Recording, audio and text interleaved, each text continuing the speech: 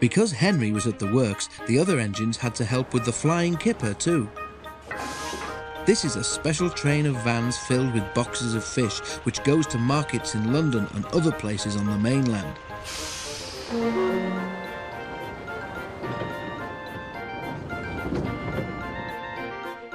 James did not like the flying kipper. "All those smelly vans," he complained one morning. "You can't get the smell off your tender for weeks." "I'm very fond of a good kipper," remarked his driver. "You're welcome to it," retorted James. "A right old misery today, aren't you?" said his fireman.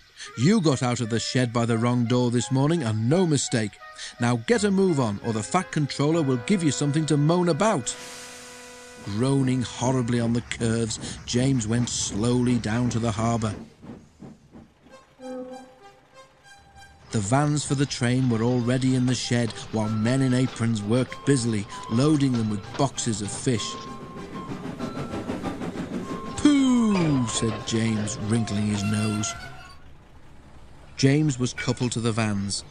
He had not been waiting long when a forklift truck laden with fish boxes rounded the corner and came towards him. Another, hurrying away for a new load, came too fast in the opposite direction. The loaded one swerved to avoid the other one, and its heavy load shifted. 6 full boxes slipped from the top of the pile and burst open on the rails in front of James. James closed his eyes in horror. Ugh! He shuddered. Broken fish and boxes lay everywhere. For once, James was right. The smell was not nice.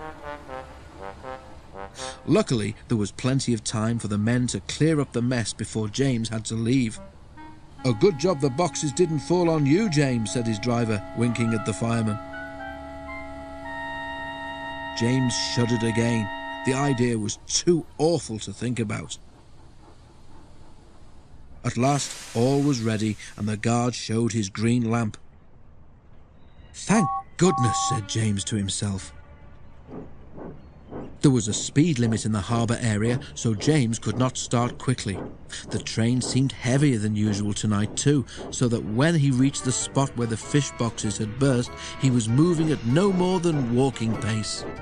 The rails seemed clean, but oil and scales from the spilt fish were still there, coating them with a slippery film. As soon as James reached the place, his driving wheels, with nothing to grip, began to spin helplessly. James did his best, but the heavy vans dragged him to a standstill. He found he could move neither forward nor back. "Fish!" exclaimed James in disgust. Men brought hoses and washed the rails.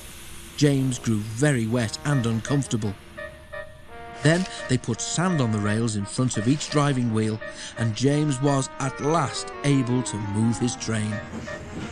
He was very late, but at least he was off the fish quay. To say he was glad would be putting it mildly.